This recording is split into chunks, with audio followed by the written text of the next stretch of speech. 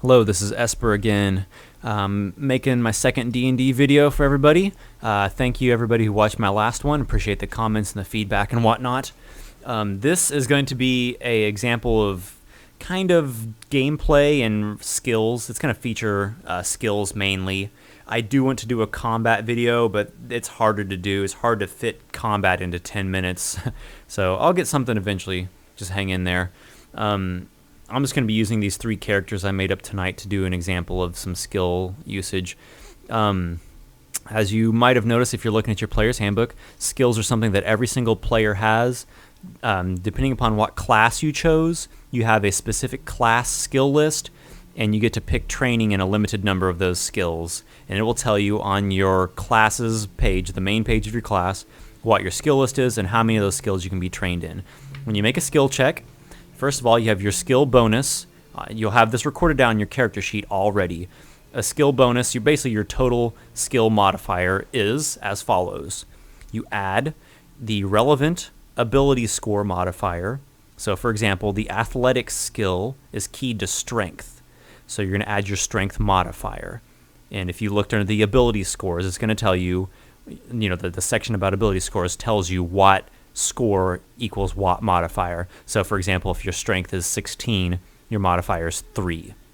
So for athletics here, you're adding 3 from your strength modifier.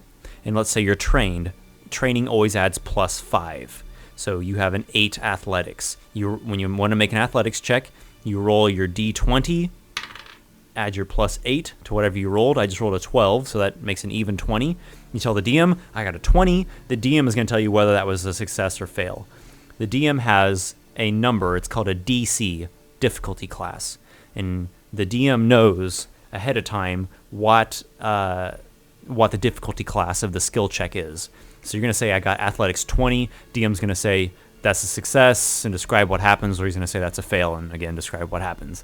So skills are not attacks. Skills are things you use to overcome obstacles and get information and advance the storyline and disable traps, all sorts of neat little things. Okay, so this is a skill challenge. Skill challenge is kind of like a combat encounter, but you use skills instead of attacks. Every character participates, so you're going to take turns going in a round order. Everybody's going to make a skill check that pertains to the skill challenge. It needs to be a skill that's relevant to the challenge, something that you can come up with that will help you succeed in your task, or something that the DM has recommended. The DM might give you a list of skills you can use ahead of time, and you want to get a certain number of successes before you reach 3 failures.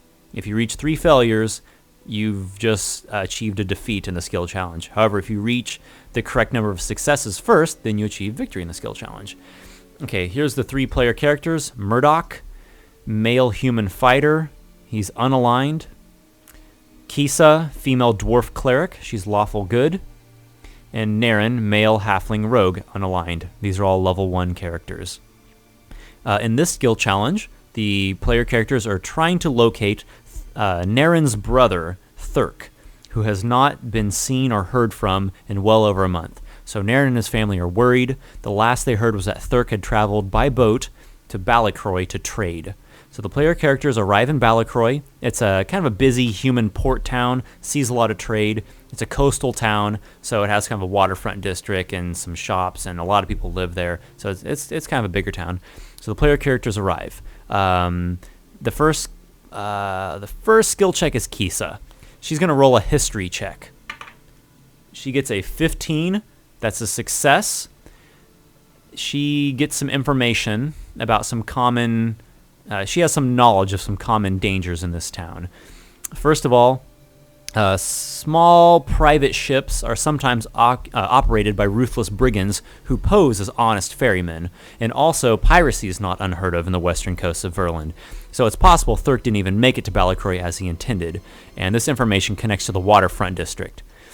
Secondly, in the seedier areas of the town, one can make deals with black market traders who sell illegal goods and offer reduced prices. However, getting involved with such types can be dangerous, so perhaps Thurk fell prey to such thugs. This connects to the slums district. So next, Naren is going to make his check. He decides let's go to the slums. I'm going to make a streetwise check in that district. He rolls streetwise. He gets a 13, which is barely enough to count as a success. So a lot of the scraggly attendants probably ignore him, tell you to mind your own business. However, one man tells you something useful. He says, you might want to speak to Jasper. I heard him saying something a couple weeks ago about a halfling. He was laughing and bragging about something. You didn't get this from me, but Jasper usually hangs around the Greenfish Tavern when he's in town. You'll know him because he always wears this black hat, and he ain't got no pinky on one of his hands. So the player characters decide, great, let's go to the tavern tonight. They wait till dark. They go to the Greenfish Tavern. It's in the waterfront district. It's kind of a small, cramped, seedy tavern where sailors frequent. Probably doesn't smell so great. Kisa and Murdoch go inside and get a table. Naren is going to wait outside, kind of hide in the alleyway.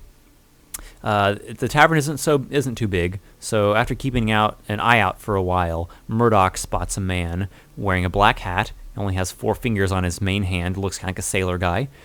So Murdoch approaches the table, looks down. There's like 4 tough-looking, weathered men, and he rolls an intimidate check. He gets a whopping 23, which is definitely a success. Murdoch flexes his bulky muscles, glares down at the crude sailors. Are you Jasper? The men look kind of nervous and glance away. The guy in the black hat kind of swallows nervously and musters up a cocky grin. At your service, mate. Good, says Murdoch. Listen carefully, because I don't want to make a scene here. I'm looking for a halfling. His name is Thurk. I know that you know about him. I need to know where I can find him. It's hard to say. I deal with so many halflings. So Murdoch just kind of grabs him by the scruff of his collar. Maybe I didn't make myself clear when I said I don't want to make a scene. You can tell me about Thurk, or I can break your arm in 3 places. The sailors look like they're going to reach to grab blades hidden from within their clothes, but Jasper halts them. Okay. Just let go of me. Last I seen him, he was taking the Kingsley Road to one of the villages. Which village? Murdoch asks him to clarify. Brightwater. He was going to Brightwater. Now let me go. So Murdoch lets go of Jasper, seems satisfied with himself, but Kisa's unsure. She's heard what Jasper has said, but she doesn't know if she can trust him, so she rolls an insight check. She gets only an 8, which is not enough. This counts as a failure. She is not sure if Jasper's word is to be trusted or not. Outside, Naren's hiding in the shadows. It's kind of damp. It stinks of fish and refuse and whatnot. So he decides he's going to sneak around the waterfront district at night here, trying to listen and look for any clues that might lead him closer to his lost brother. So he kind of moves through the alleys and past closed shops and whatnot, down to this planked walkway that adjoins the docks. He makes a perception check. He gets a 16, which is a success. So he spots a man fishing from the dock. Next to the fisher is another man who's obviously drunk, and he's speaking real boisterously. So Naren kind of listens in on them, and he gleans that Thurk did arrive in Balacroy, and he was sent to Brightwater by a man named Jasper. And the tone that the drunken man's using seems mocking, as if Thurk was kind of taken advantage of. So Naren decides it's best to rejoin his allies. Before he does, he's going to have a little bit of fun, kind of take out some frustration. He picks up a stone, he throws it at the drunken man. He's not really interested in causing serious injury or anything, so he asks the DM if it's okay to reduce his damage down for the attack, just for the sake of having some enjoyment. The DM, who is a good DM, agrees because he knows it's just going to add to the group's enjoyment. So he asks Naren to make the attack roll. Naren's attack is pretty good. He's kind of far away. He's just throwing a stone, but the guy's drunk and Naren's hidden, so he's going to make an attack. He gets a 17 hit. He hits the guy with a positioning strike, knocks the drunk guy into the water, who starts kind of floundering about. So Naren gets some enjoyment out of that, and he escapes easily back to his party. They all kind of share the info together, and this comes to a success. They have succeeded in the skill challenge. They have a clue as to where Thurk is located. They know where they're going to head. So they decide to get some rest for the night. They're getting experience points for succeeding in the skills challenge.